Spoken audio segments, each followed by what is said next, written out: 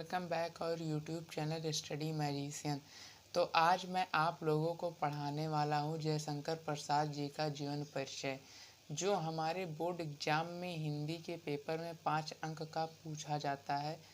और मैं आपको जीवन परिचय लिखने का तरीका बताने वाला हूँ कि कैसे हम जयशंकर प्रसाद जी का या और भी किसी लेखक या कवि का जीवन परिचय कैसे लिख सकते हैं।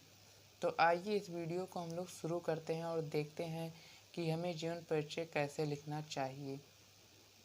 पहले हमें पेपर में ये देखना है कि जीवन परिचय में जो भी ऑप्शन दिए गए हैं, 3-4 ऑप्शन दिए जाते हैं, उसमें में से हमें कौन सा आता है। जिनका जीवन परिचय आपको आता है उनका नाम पहले आपको यहाँ पर लिख लेना है, जैसे कि मैंने लिखा, आपको स्क्रीन पे दिखाई दे रहा होगा। जैसे कि जयशंकर प्रसाद जी का आया मान लीजिए, तो मैंने जयशंकर प्रसाद जी का नाम लिख लिया और फिर जीवन परिचय डाला। जीवन परिचय के बाद मैंने ये साइन लगाया और साइन लगाने के बाद मैंने उनका जीवन परिचय लिखना शुरू किया। तो जयशंकर प्रसाद जी का जन्म काशी के प्रसिद्ध वैश्य परिवार में 30 जनवरी 1889 ईस्वी को हुआ था। तो इसमें मैंने जो जयशंकर प्रसाद जी का जन्म था उसे काले पेन से हाईलाइट करके लिखा है, ताकि एग्जामिनर के ऊपर मेरा अच्छा इम्प्रेशन पड़े और मुझे नंबर वो देने में हिचकिचाहट मत करे। तो जयशंकर प्रसाद जी का जो जन्म है काशी के प्रसिद्ध वैश्य परिवार में हुआ था। काशी के एक प्रसिद्ध वैश्य परिवार में जयशंकर प्रसाद जी का जन्म हुआ था और 30 जनवरी 1889 ईस्वी को हुआ था। इनका परिवार सुगनी साहू के नाम से प्रसिद्ध था। इनका जो परिवार था वह सुगनी साहू के नाम से प्रसिद्ध था। सुगनी साहू के नाम से प्रसिद्ध था, यह ऑब्जेक्टिव भी पूछा जा सकता है, यहाँ से एक ऑब्जेक्टिव प्रश्न भी बनता है। और प्रसाद जी के पिता देवी प्रसाद स्वयं साहित्य प्रेमी थे। जो प्रसाद जी के पिताजी थे उनका नाम देवी प्रसाद था। वे स्वयं साहित्य प्रेमी थे, अर्थात उनका जो लगाव था वह साहित्य से बहुत अधिक था। और मैंने उनका नाम भी ब्लैक पेन से लिखा है, क्योंकि जो जो चीज़ें इम्पॉर्टेंट है उसे हमें हाईलाइट करते चलना है, ताकि एग्जामिनर की नज़र सर से पहले इसी पर पड़े और अगर ये सही होगा तो हमें फुल नंबर मिल जाएगा। इस प्रकार प्रसाद जी को जन्म से ही साहित्यिक वातावरण प्राप्त हुआ।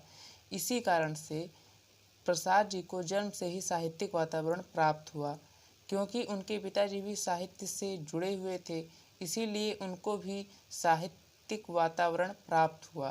प्रसाद जी ने 9 वर्ष की आयु में ही एक कविता की रचना की, जिसे पढ़कर इनके पिता ने इन्हें महान कवि बनने का आशीर्वाद दिया। प्रसाद जी ने 9 वर्ष की उम्र में ही एक कविता की रचना कर डाली थी, मतलब उन्होंने 9 वर्ष के जब वे हुए तभी वे एक कविता की रचना की, एक कविता लिखी अपने खुद से, मतलब उन्हें मेहनत करके बनाई होगी।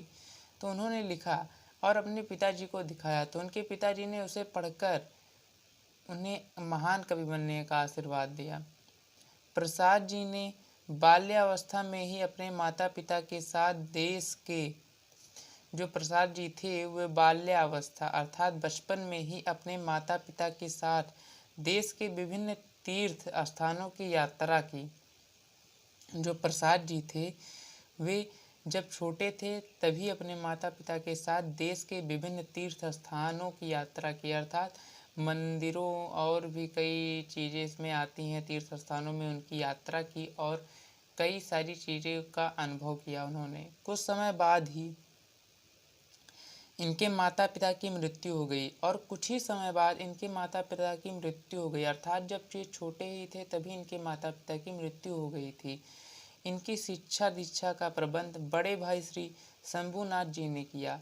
जो इनकी शिक्षा दीक्षा का प्रबंध था, इनकी पढ़ाई लिखाई जो थी, वो उसकी सारी जिम्मेदारी भाई जो इनके बड़े भाई थे शंभूनाथ जी के ऊपर आ गई थी और उन्होंने इसका निर्वाह किया। सर्वप्रथम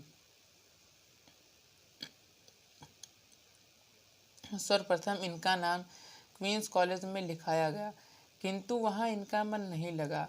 जो सबसे पहले इनका जो एडमिशन हुआ था दाखिला हुआ था वह क्वींस कॉलेज में हुआ था, जो कि एक जाना माना कॉलेज है इलाहाबाद का। वहाँ पे लिखाया गया था, किंतु वहाँ इनका मन नहीं लगा और ये घर पर ही योग्य शिक्षकों से अंग्रेजी और संस्कृत का अध्ययन करने लगे।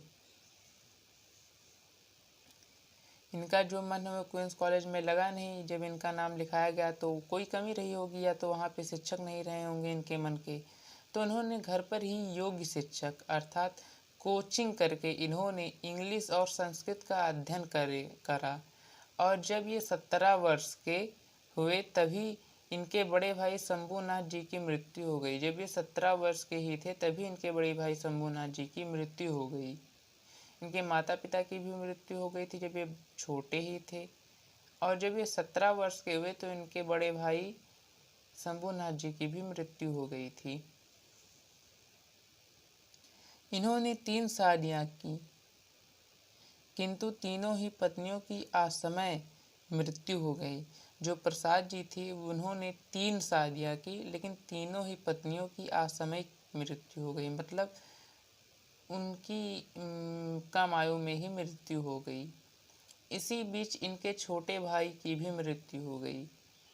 इसी बीच इनके छोटे भाई की भी मृत्यु हो गई। इनके छोटे भाई को भी कोई बीमारी के कारण मृत्यु हो गई थी।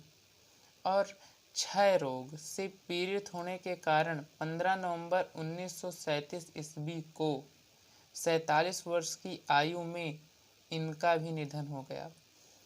जो प्रसाद जी थे उनको क्षय रोग से वे पीड़ित थे। जो प्रसाद जी थे वे क्षय रोग से पीड़ित थे। इसी कारण 15 नवंबर 1937 ईस्वी को 47 वर्ष की आयु में भी उनकी मृत्यु हो गई। मतलब ये कहने का मतलब है कि बहुत ही कम आयु में ही प्रसाद जी गुजर गए। इस हिंदी के महान साहित्यकार बहुत कम आयु में ही उनका निधन हो गया। जैसे कि मैंने यहाँ पर 15 नवंबर 1937 ईस्वी जो उनका मृत्यु काल है, मैंने उसको भी ब्लैक पेन से लिखा, आप देख ही सकते हैं स्क्रीन में। तो ऐसे आप भी ब्लैक पेन से लिख सकते हैं और हाईलाइट कर सकते हैं ताकि एग्जामिनर पर अच्छा इम्प्रेशन पड़े। अब आइए हम उनकी रचनाओं को देख लेते हैं, क्योंकि रचनाएं भी 2 नंबर का है इसमें। 3 नंबर जीवन परिचय और 2 नंबर रचनाएं। नाटक विशाख, राजश्री, कामना, चंद्रगुप्त, स्कंदगुप्त। ये आचार्य जी जयशंकर प्रसाद जी की नाटक हैं, जो 4 या 5 नाटक है, जिसमें से आप 2 या 3 लिख देंगे तब भी काम चल जाएगा। काव्य कामायनी, महाकाव्य, झरना, लहर, आंसू। ये जो है काव्य है, इनके नाटक हैं। आप 2 ही लिख देंगे तो कोई दिक्कत नहीं, नंबर आपको पूरा मिल जाएगा। तो मैं आशा करता हूँ कि आप लोगों को वीडियो अच्छा लगा होगा और आप जीवन परिचय समझ पाए हैं। अगर जीवन परिचय आप लोग समझ पाए हैं तो इस वीडियो को लाइक कीजिए, शेयर कीजिए और हमारे चैनल को सब्सक्राइब कीजिए ताकि हमारी जो नई वीडियो आएगी उसकी नोटिफिकेशन आपको मिल सके। Thank you for watching this video.